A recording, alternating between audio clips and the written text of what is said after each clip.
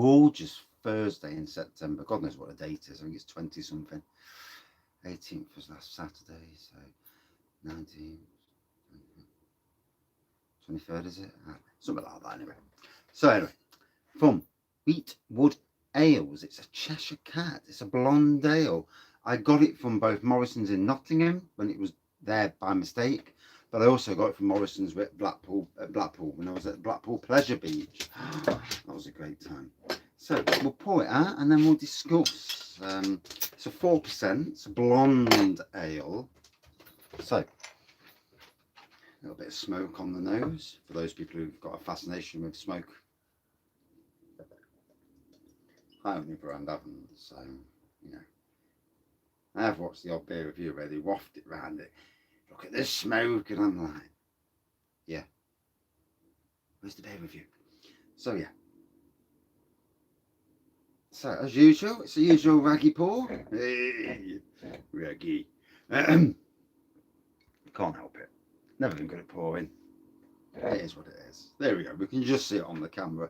So subtle carbonation, a decent head on it. Yeah, that's what you call a head. On the back it says Cheshire Cat Blonde Ale, smooth and balanced with refreshing citrusy flavours. Very blonde and very easy drinking, brewed in Cheshire using the finest quality malted barley and whole leaf hops. On the eye, blonde. Well, you can't see it off camera. On the nose, it's supposed to be citrusy and fruity. On the taste, smooth and biscuity. We shall see. Weetwood Ales brew premium quality beers that add to the enjoyment of life. Bless you. We've been doing this with our skill, patience and experience, built up since our first brew in 1992. Weetwood Ales of the brewery, Common Lane, Kelsall near Tarporley in Cheshire, CW6OPY, weetwoodales.co.uk, for those people who are interested, you know, and I suppose lots of people are. Not everybody's a craft ale fan, and you must remember this, you know, my spectrum is quite wide compared to probably every other beer reviewer out there. I just like beer, wine, spirits, lager, ciders. In fact, everything but Sambuca. Yeah, I don't like that. Nasty. So definitely a citrusy nose on this, and definitely fruity as well. You do get both the elements. Nice looking pour. Let's dive in.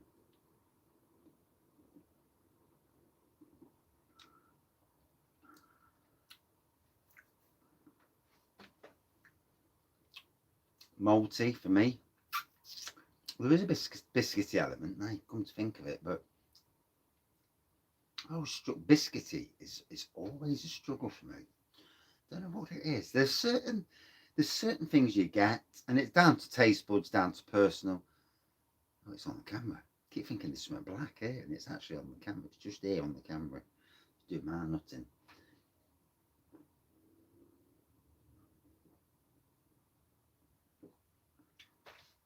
Easy drinking, traditional ale, you know. It's not trying to be anything else but what it is. It's traditional. I've actually picked up another one of these, so I've had to put it down in my area of beers that, say a beer reviewer comes round and it's a beer I've reviewed before and I don't need to review it again, and it goes down into that area. I've got another one up there that needs to go down in that area as well. Sometimes I like to re-review a beer, but and then other times it's just the fact of, you know, if I've already reviewed it, I don't need to go down that road again and do my nutting, that is. Go off. That's better. Keep seeing this thing just on the camera. Do me bolting.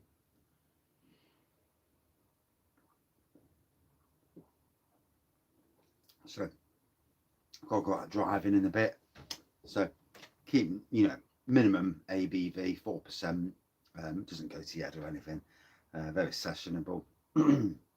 Easy drinking from Cheshire. So yeah, we were surprised to get it in Morrison's. This happened during obviously during the lockdown.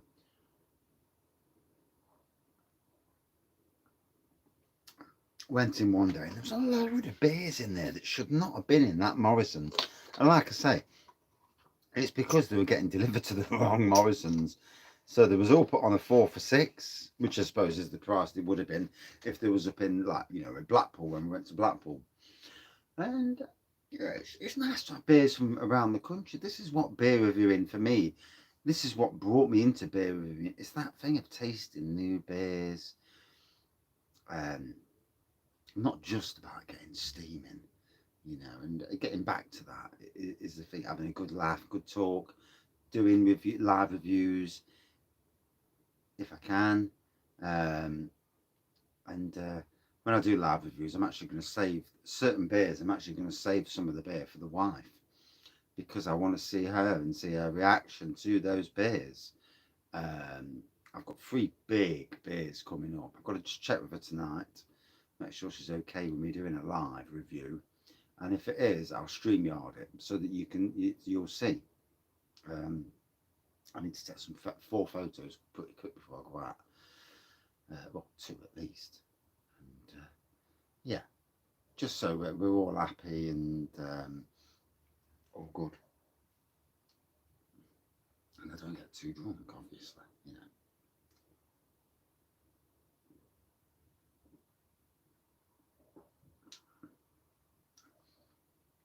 It's funny, into you know, like 3 months ago, did I ever think I'd get to this many? No, not really. No. And it's lovely, you know, when you read the comments from people on the internet and the congratulations, thank you comments. There's a lot of stuff in the comments that really does, you know, hit you in the heart. And a lot of these people have already said it to me anyway, especially in the dark times. And, you know, in the Force, the dark times. And it's amazing transitions from a year ago, a year and a few months ago to where I am now. It's only 14 months ago that I was in such a terrible place, desperate, absolutely desperate. You know, couldn't see any light in any flipping tunnel. Couldn't even see a tunnel. You know, like all I could see was just darkness. And you know, it is amazing. It's amazing the journey and the ability to be unleashed.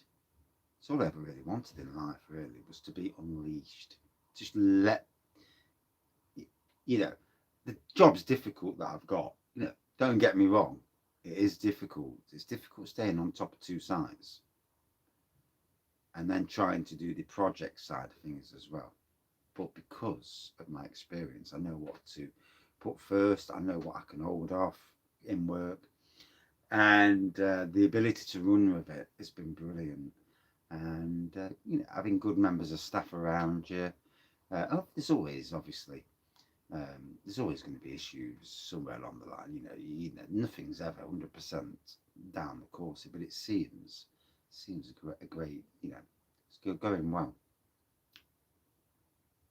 And the winter months will be interesting. You know, being a wedding and events venue to find out what's going to come in, and hopefully we'll have a Christmas. I can't wait for Christmas as well. I love Christmas. You know, it's a time of the year that it melts you, and just to see Christmas decorations up, you know, yeah, I love it. I do. Christmas decks, hey, can't wait.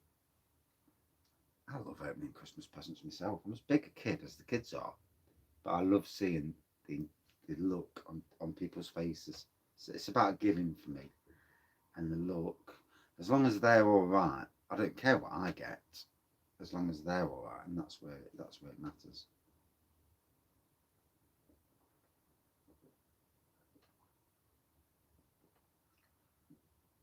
Ooh. It's hit the spot well, this has. I got all the elements, the biscuity elements, certainly the citrus and fruity elements, malty, certainly easy drinking, lovely clear pint, going down well. And I love it that I can flip between all sorts of styles. That, to me, is where beer is amazing. We have got so much different styles now. Farmhouse saisons are probably my weakest link. Yeah, there's always one in there. Yeah, as I found out on a live review, and I was drinking, I was like, oh my God. And, you know, maybe I was a tad brutal on that review, but it was woeful, you know. There were times where if something's really, really bad, you just have to say it.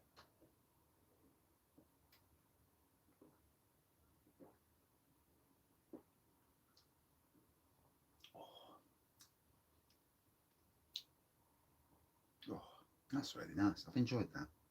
So yeah, would you call it a blonde pour? I don't know if you call it a blonde pour. Yeah, something's thinking on my phone. Whitehead, no carbonation now.